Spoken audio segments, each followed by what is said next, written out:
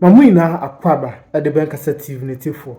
And che bia and a tissay, Excellency John Dramani Mahama, were ye an aswasaki, a yama Chief Justice Gertrude Rabasaki Tukunu, if a yakunya kesianoso. And a Justice Guamani, a committee of inquiry society, report a command, Excellency John Dramani Mahama, based on the removal of a Chief Justice Gertrude Tukunu. Native finance and semi abe deja, ever manga nemuha, I telefone some kitwa.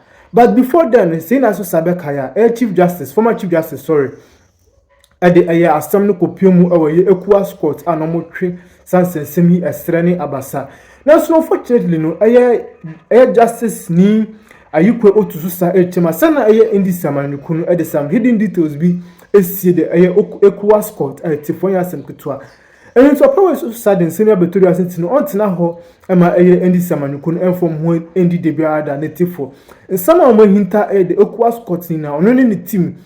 So, sir, but Nassans and more pensem mu afifimu, oh, honor I take for some ayasem ketua.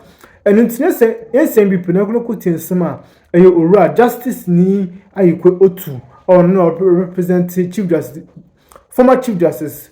Gertrude Rabasaki Tukunu, the Tifokunu Sema or Canodi to Madame letter. They said yes. Did the final management letter refer to any setting? They said no. I have a copy of the final. If you say you have the proceedings, look at it. Audit service management letter on the accounts of the judiciary for JS Judicial Service for the period 1st January 2023 to 31st December 2023, dated 30th July 2024. If you claim you have the full record, read it for yourself and tell me where in this management letter they said they have found anything wrong. The auditors who did the work. Okay, so your point is that if the audit did not flag the issue, there should not be an issue. That's your point. It means they agreed with the explanation given to them, including the travel policy and all. They agreed with it and they never came back to it. Okay. It was never raised again. Okay. I said, I have a copy here. Yeah, I get that. I get that. Nobody is disputing anything you have said. Yeah, look through yours and see whether you can find anything on that. My question to you... It's not the way to treat an individual. Yeah. So it's not in controversy, so let's not get to that. My question to you is, your point is that if the auditors did not flag misuse, unlawful, expense, or unconstitutional expense, nobody should raise it again? I am saying that when the auditors come, they look at the record. When they have issues, they raise the issues. Then they give it to the management, whoever it is who is responsible, especially the spending officer. And they ask you for your explanation. Perhaps the thing is there. They didn't see it. So then you explain to them. And once you explain to them, that ends the matter. So the fact that it was even raised in a query does not mean that is the end of the matter, because you are now given the opportunity to respond. Something you have experienced, don't you? So having responded, and they left it in the final management letter, pointing out the areas they find the judicial service didn't do well. And this one did not come out. How do you turn around? And this committee, this report was before you. I specifically asked Domelevo, who was sitting there, whether this is not a procedure. He agreed. I think he even said there's a difference between audit observation and audit query. But these days they talk about audit observation or something. All right. This is what happened. And the report is there. So where is this thing coming from? Right. So let's put the committee in perspective. From the letter to the Chief Justice, which said, in the opinion of the committee, quote, in the opinion of the committee, the travel expenses which the Chief Justice heaped on the Judicial Service when she traveled on holidays in September 2023, first to Tanzania with her husband, and second to the United States of America with her daughter, together with the payment of per diem to the spouse and daughter of the Chief Justice, constitute unlawful expenditure of public funds.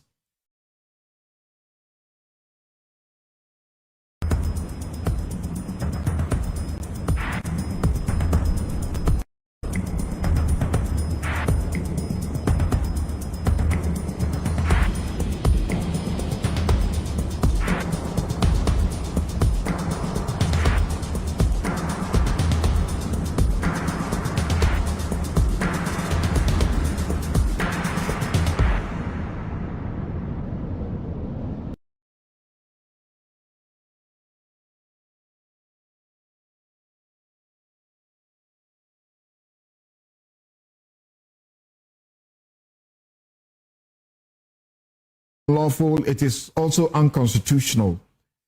You are saying once the auditor didn't make any such claims, a committee like this cannot be heard to say what they said? Please don't trivialize it. One of the members of the Judicial Council happened to be Gabriel Scott Puama. He had always been there with them, taking all the decisions, including travel policy. I explained the last time I was here that because of the judicial independence, they also granted them financial independence and asked them to work according to what they think is best to secure their independence. And therefore, they told them that it is only the Judicial Council that can determine anything which is pertaining to them and not necessarily the executive. Not necessarily the executive. So the travel policy was something that came out from the Judicial Council where Puama has been serving. And he knows that there was this travel policy which allows the Chief Justice to travel with a person of her own choice, and that whatever, whatever per diem is given to her, the person he's traveling with will be given half. These are not stories. They are all there. The Chief Justice's appointment letter stated clearly that she will be entitled to 2 vacations in a year. And she can choose wherever she wants to go. Her duty is to tell them that this is vacation period, I intend to travel. Then the spending officers will work, buy the ticket, do all the protocols, and then give her whatever her entitlements are. And then she uses that to travel. I am challenging them.